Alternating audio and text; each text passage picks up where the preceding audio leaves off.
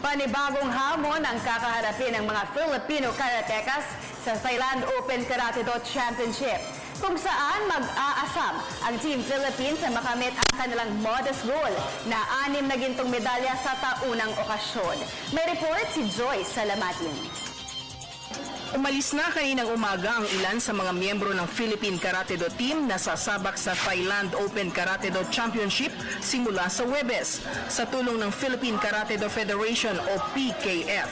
Karatekas mula sa kanilang mga member clubs ang bibit-bit ng bandila ng Pilipinas sa 3-day tournament na kinabibilangan ng Philippine Typhoons Karate Do team, Shukokai Philippines Karate Do, Association of Style Karate Do, PASCA at PKTS branches mula sa Marikina at Bacolod.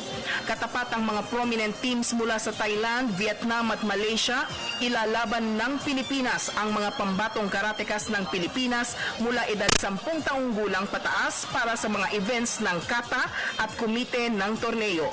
Sa panayam ng PTV Sports, optimistiko si PKF Secretary General Raymond Lee Reyes sa tsansa ng pambansang koponan na makapag-uwi ng karangalan sa bansa, lalo't regular ang mga ito na na-expose sa iba't ibang international tournaments.